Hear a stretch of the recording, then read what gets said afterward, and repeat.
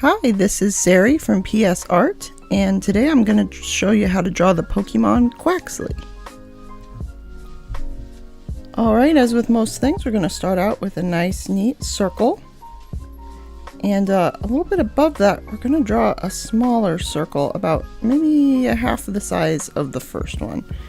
And we're going to connect that in the front. In the back, we're going to have this sort of wavy line that will then connect to like the top quarter of that bottom circle, and then we're gonna make this little swoosh of his hair. And straighten out this bottom circle a bit and make it more like his head shape. And then down here we're gonna do, once again, a circle.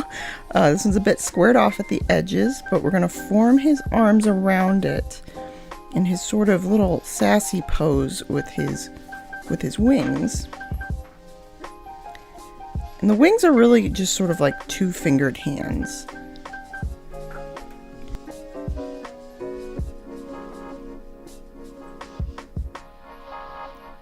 And down here we're gonna connect his arm so it goes in front of his torso and give him some little hips.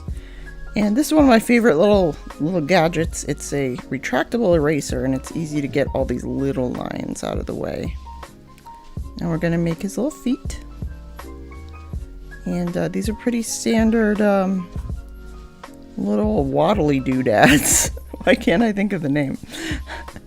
And we're going to get rid of some more of these little reference lines.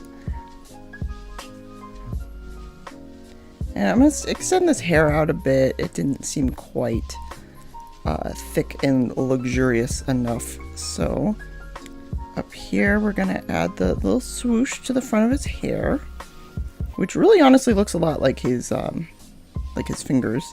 And he has like almost like a W sort of shiny mark on the top of his head.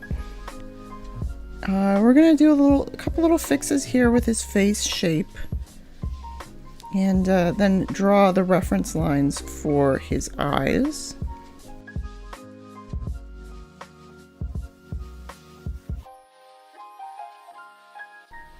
And these sort of took me a couple tries to get just right. Yeah, eyes always take a couple tries. He has sort of these parenthesis things around his eyes to sort of enunciate his expression. And the beak is like a sort of oval diamond.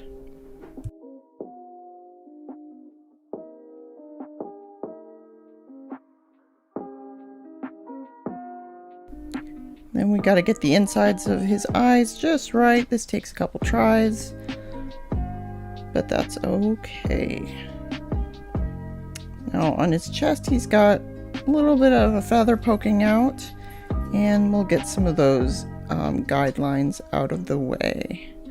And I'm going to redo this little swish right here too. I wasn't quite content with that.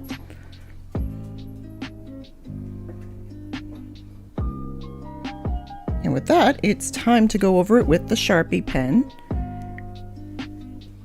And this is just sort of a nice fine outline. We can always make it thicker later. And I purposely did not outline the little W shape on his head. You'll see what we do with that later. But everything else gets a nice outline.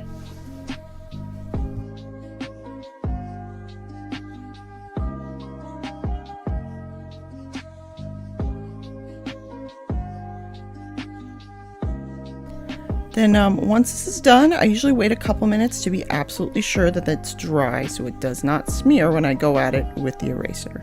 And again, I keep that W mark on top. Now this is my Tombow markers.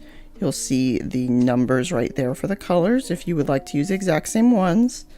And I put a nice good layer of that lighter blue around the edges, and then I go around the W. I don't quite go on the W because sometimes it won't erase below the markers, but you see I put the lighter color on the outside, then the blue, the darker blue on the inside. Then I go back with the lighter color and I blend it. And you gotta do this while the marker is still wet. If it dries completely, it won't blend. And then I'm gonna go in and I'm gonna erase that W. And so that worked as a nice guideline for me without actually being a line. So it does a nice little fade right there. I kind of cut off his feet a bit, but it was the same colors and blending style as the hair. Then I go in with the eyes with an even darker blue on the top and then that light blue on the bottom. Blend that in real nice. And the N95 is my favorite tone of gray. And go right in there and it looks really nice against the white. And don't do it too dark because this is just a sort of light shadow. And here's my completed version. I'm eventually going to do all 3 of these, and you can actually buy this picture on my Ko-fi page, which will be in the description. Thanks for watching.